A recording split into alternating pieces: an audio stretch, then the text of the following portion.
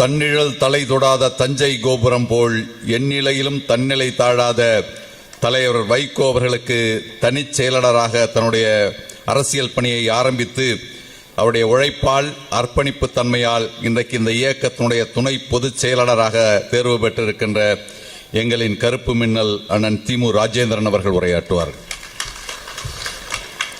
பேரறிஞர் அண்ணா அவர்களின் 116வது பிறந்த நாள் விழா நிறைவரங்க நிகழ்வின் தலைவர், கழகத்தின் உயர்நிலை குழு உறுப்பினர், வடசென்னை கிழக்கு மாவட்ட கழகத்தின் செயலாளர் செயல் வேளம் அண்ணன் ஜீவன் அவர்களே, முன்னிலை வகிக்கின்ற சென்னை மாவட்ட கழகங்களின் செயலாளர்கள் அண்ணன் டிசிஆர், நண்பர் வழக்கறிஞர் சுப்பிரமணி, தம்பி கழகக்குமார் உள்ளிட்ட சென்னை மண்டல மாவட்ட செயலாளர்களே, எந்த கன்னங்களில் கண்ணீர் உருண்டோடுகிறதோ அந்த கண்ணீரை துடைப்பதற்கு பொது வாழ்வில் தனக்கு கிடைத்த ஊசி முனை அளவு வாய்ப்பையும் தவறாமல் பயன்படுத்துகின்ற மனிதநேய சிகரம், நிறைவரங்கத்தில் நிறைவுரை ஆற்றவிருக்கின்ற தமிழ் இனத்தின் உரிமை போராளி, கழகத்தின் பொதுச் செயலாளர், எனது அரசியல் ஆசான் தலைவர் வைகோ அவர்களே, போற்றுதலுக்குரிய கழகத்தின் பொருளாளர், இயக்கத்தை இயக்கிக் கொண்டிருக்கின்ற கழகத்தின் முதன்மை செயலாளர், உரையாற்றவிருக்கின்ற துணை பொதுச் செயலாளர்கள், கழகத்தினுடைய நிர்வாக குழு உறுப்பினர்கள், உயர்நிலை குழு உறுப்பினர்கள், சட்டமன்ற உறுப்பினர்கள், மாவட்ட செயலாளர்கள், சொல்லுக சொல்லை பிரிதோர் சொல், அச்சொல்லை வெல்லும் சொல் இன்மை அறிந்து என்கிற குரலை யாருக்கு படைத்தான் வள்ளுவன்? மறுமலர்ச்சி திமுகவினுடைய பேச்சாளர்களுக்குத்தான் படைத்தானோ என்று சொல்லத்தக்க வகையில் கருத்தரங்கிலும் சொல்லரங்கிலும் அருமையாக பேசி அரங்கத்தை கிறங்க வைத்திருக்கின்ற சொற்பொழிவாளர்களே, 30 ஆண்டு காலமாக பகைவனுக்கு திகைப்பை தருகிற உழைப்பை களங்களில் கட்சிக்கு வழங்கி கொண்டிருக்கின்ற லட்சிய தலைவரின் உயிர் மூச்சான கழக கண்மணிகளே, தாய்மார்களே, வணக்கம். பேசா நாளெல்லாம் பிறவா நாளே என்று நாளெல்லாம் பேசியவர், நாடதிர பேசியவர், நந்தமிழர் நாயகன் பேரறிஞர் அண்ணா அவர்களுக்கு இன்று பிறந்த நாள் விழா. இன்னும் சிறப்பாக இன்றைக்கு சாத்திரங்கள் சம்பிரதாயங்களின் வழக்கப்படி இன்றைக்கு முகூர்த்த நாள். கட்சி தோழர்கள், மாவட்ட செயலாளர்கள், முன்னணியினர் ஒவ்வொருவருக்குமே வீடுகளில் 10 அழைப்புதல்கள் இருக்கின்றன. வாட்ஸ்அப்பை திறந்தால் கட்சியினுடைய பல முன்னணி தோழர்களின் திருமணங்கள், முக்கியமான நிர்வாகிகள் இல்ல திருமணங்கள் இன்றைக்கு நடந்து கொண்டிருக்கின்றன.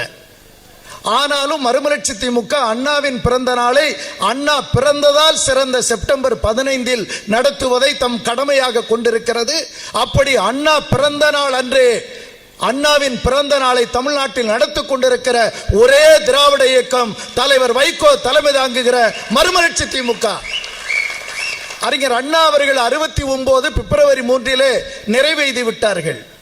அண்ணாவின் மறைவிற்கு பிறகு 29 ஆண்டு காலமாக இந்தியாவினுடைய தலைமை அமைச்சர் தமிழ்நாட்டிற்கு வந்து அண்ணாவின் பிறந்த நாளிலே பங்கேற்றார் என்று சொன்னால், அன்பு தலைவர் வைகோ தலைமை தாங்குகிற மறுமலர்ச்சி திமுக கொண்டாடிய அண்ணா பிறந்த நாள் விழாவிலே தான் அந்த வரலாற்று சாதனை நிகழ்த்தப்பட்டது.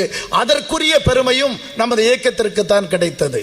மறுமலர்ச்சி திமுக எந்த கோட்பாடுகளை கொண்டிருக்கிறதோ, அதனுடைய லட்சிய பாதை எதை நோக்கியதோ அந்த லட்சிய பாதையில் இன்று வரை முத்திரை பதித்துக் கொண்டிருக்கிற கட்சியாக மறுமலர்ச்சி திமுக தமிழர் நிலப்பரப்பிலே நின்று கொண்டிருக்கிறது. தோழர்களே, 30 ஆண்டுகளை வெற்றிகரமாக கடந்திருக்கிறோம் என்று பேசிய பலரும் இங்கே குறிப்பிட்டீர்கள். 30 ஆண்டுகளை திரும்பி பார்த்தால் முதல் 15 ஆண்டுகள் கடுமையான படுதோல்விகளையும் சில வெற்றிகளையும் பெற்றிருக்கிறோம். ஆனால் முதல் 15 ஆண்டுகள் கட்சி எழுச்சிமிக்க அமைப்பாக தமிழர் நிலப்பரப்பிலே நின்றது. அடுத்த 10 ஆண்டுகள் ஏராளமான பழியினை தலைவர் வைகோ சுமந்தார்கள். கட்சி படுதோல்வியை சந்தித்தது. அது பள்ளத்தாக்கிலே வீழ்ந்துபட்டது. மறுமலர்ச்சி திமுக என்கிற ஒரு கட்சி இனி தமிழ்நாட்டில் ஏது என்று இலக்காரமாக தமிழ்நாட்டிலே பேசக்கூடிய நிலை உருவானது. ஆக 25 ஆண்டுகள் கடந்து விட்டது. அதைத் தொடர்ந்து கடைசி 5 ஆண்டுகள் அன்பு தலைவர் வைகோ மேற்கொண்ட ராஜதந்திர நடவடிக்கைகளாலே மாநிலங்களவை உறுப்பினராக மீண்டும் தலைவர் வைகோ முடிசூட்டி டெல்லிக்கு சென்றார். கட்சி மீண்டும் எழுந்து துளிர்க்க ஆரம்பித்தது. அண்ணன் வந்தியத்தேவனும் மற்ற தலகர்த்தர்களும் இங்கே பேசிய போது குறிப்பிட்டதை போல கட்சிக்கு புதியதோர் முகத்தை கொண்டு வந்து நிறுத்துவதற்காக இளைய தலைவர் துரை வைகோவை மறுமலர்ச்சி திமுக களத்திற்கு இழுத்து வந்து நிறுத்தியது. கட்சிக்கு வேகமும் விறுவிறுப்பும் அதனுடைய துளிர் தன்மையும் உயரக்கூடிய வாய்ப்பினை இந்த இயக்கம் இன்றைக்கு பெற்று நின்று கொண்டிருக்கிறது. அருமை கழக கண்மணிகளே, 8 கோடி மக்கள் வாழுகிற தமிழ்நாட்டில் 7 கட்சிகள் தான் இருக்கிறது. அதில் மறுமலர்ச்சி திமுக ஒரு கட்சி, வலிமையான கட்சி என்பதை மறந்து விடாதீர்கள். திரைப்பட நடிகர் விஜய் ஒரு கட்சியை தொடங்கி இருக்கிறார் என்று வைத்துக் கொண்டாலும் தமிழ்நாட்டிலே 8 கட்சிகள் தான். 8 கட்சியில் தலை சிறந்த கட்சிகளில் ஒன்றாக மறுமலர்ச்சி திமுக விளங்குகிறது. வேறு எந்த கட்சிகளுக்கும் இல்லாத ஒரு சிறப்பு மறுமலர்ச்சி திமுகவுக்கு இருக்கிறது. அது என்ன சிறப்பு என்றால், 100 ஆண்டுகளான திராவிட இயக்கத்திலும் சரி, தமிழ் தேசியம் பேசுகிற அரசியலிலும் சரி, தமிழ்நாட்டு அரசியலில் தமிழனின் உரிமைக்காக பேசி காற்றாடி சுழலாத சிறை கொட்டடையில் 1.25 ஆண்டுகள் இருந்த ஒரே தமிழர் தலைவன் வைகோ என்கிற சிறப்பு மறுமலர்ச்சி திமுகவுக்கு மட்டும்தான் இருக்கிறது. அந்த இயக்கத்தை வலிமைப்படுத்த, அந்த இயக்கத்தை தூக்கி நிறுத்த சட்டமன்ற உறுப்பினர் அண்ணன் பூமிநாதன் கருத்தரங்கிலே முன்னிலை உரையாற்றி பேசுகிற போது குறிப்பிட்டாரே, இந்த இயக்கத்தை வலிமைப்படுத்த களங்களிலே கடமையாற்றுங்கள். பேரறிஞர் அண்ணா குறித்து சிறையில் விரிந்த மடல்களிலே தலைவர் என்ன எழுதியிருக்கிறார் என்று அந்த புத்தகத்தை எடுத்து பார்த்தேன். தம்பி ஆசை தம்பி பேசுகிற போது சிறையில் விரிந்த மடல்கள் குறித்து பேசினார். சேலம் மாவட்ட செயலாளர் கோபால்தாஸ் ராஜ் அவர்கள் பேசுகிற போது அதை குறிப்பிட்டார்கள். சிறையில் விரிந்த மடல்களிலே தலைவர் வைகோ சிறையில் இருந்து தீட்டிய அந்த கடிதங்களிலே சங்கொலி கடிதம் நூலாக வெளிவந்தது 23 ஆண்டுகளுக்கு முன்பு ஒரு அக்டோபர் மாதத்திலே அண்ணா குறித்து எழுதிய இருள் அகல ஒளி மலர என்கிற நூலிலே அண்ணாவை பற்றி தலைவர் வைகோ பேசுகிறார், எழுதுகிறார். 10 வால்டேர்கள், 10 ரூசோக்கள், 10 இங்கர்சால்கள், 10 மாஜினிகள், 10 கார்கிகள், 10 பாப்லோ நெருடாக்கள், 10 வால் விட்மன்கள், இவர்களெல்லாம் உழைத்து உலகுக்கு தந்த சிந்தனை வளத்தை ஒற்றை மனிதனாக தமிழ்நாட்டுக்கு தந்த அறிவு சிகரத்திற்கு பெயர் பேரறிஞர் அண்ணா.